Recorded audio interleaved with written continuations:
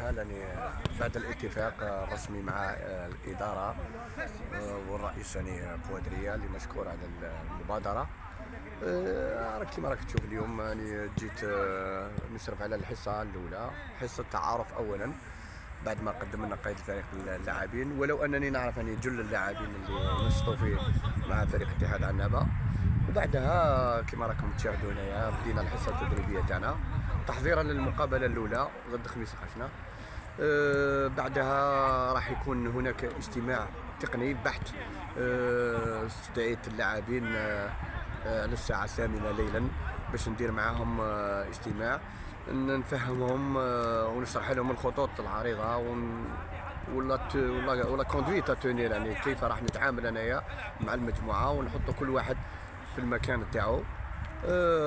طلبنا منهم يعاونونا في المقابلتين هذو لانه الوقت ضيق بالنسبه لي، وهذا ليس تهربا من المسؤوليه تاعي. وكنت تكلمت مع اللاعبين قلت لهم انا نتحمل المسؤوليه تاعي من بدايه من المقابله الاولى، ولكن لحبذا يعني يكون يعاونونا اللاعبين يجيبوا لنا نتيجتين هذو، باسكو راح يكون تغيير كبير في مرحله العوده، شريطة أن لا يعني نزيدوا نضيعوا النقاط، وحتى كما نقولوا حنا ليكار نفا با سيكوريزي بزاف.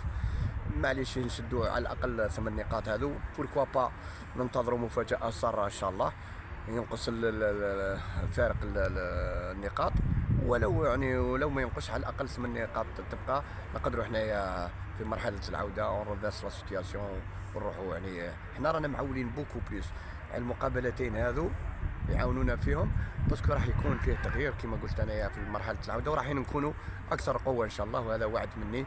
مرحله العوده راح تكون اكثر قوه من بدايتها. متفائل بالمستقبل الاتحاد؟ بطبيعه الحال انا مادام قبلت التحدي هذا سكو راني متفائل، وعلى بالي باللي كلش ممكن في كره القدم، مهمه صعبه كما ذكرت لكن غير مستحيله، ولكن يعني ضيق الوقت بالنسبه لي انايا حتى نشرع يعني في وضع كما نقولوا حنايا الخطوط العريضه تاع الفريق. لذا طلبنا من اللاعبين يعني يزيدوا شويه من عندهم هما، نسلكوا في لي دو ماتش هذو، رايحين بربي ان شاء الله نسلكوا في بقيه المشوار ان شاء الله. ان شاء الله تنتظركم مقابله. جو دي نسلكوا سي با نسلكوا من سي با بور جوي لو مانتيا، ستادي نسلكوا ان شاء الله نحققوا هدف تاع كل انصار الاتحاد عنابة. مقابله يوم السبت امام الخميس الخشنه كيفاه تشوفها؟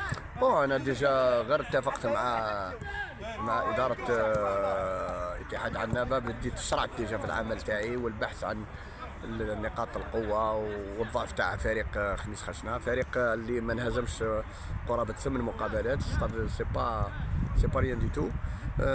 نعرف نقاط القوه تاعهم نقاط الضعف تاعهم، راح نشرحوها للاعبين قبل المقابله ب 24 ساعه باش ان شاء الله نفوتوا هذا المقابله. وانا متفائل اللي فتنا في المقابلتين هذو راح نكونوا اقوى ان شاء الله. مقابله خميس الخشنه تعتبر امتحان ليك سي عباس؟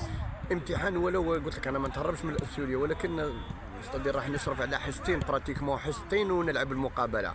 هذا اني نعاود ونقول هذا ليس تهربا من مسؤوليتي، راح نوضع كل ما يسعني باش نفوزوا بالمقابله، ولازم اللاعبين ثاني يكونوا على علم باللي المقابله هذه يعني ما تقبلش القسم على اثنين، لازم نفوزوا بها لسبب واحد، هو اننا انا حاجه اللي متيقن منها اننا راح نكونوا اقوى ان شاء الله نمروا هذه المقابلتين.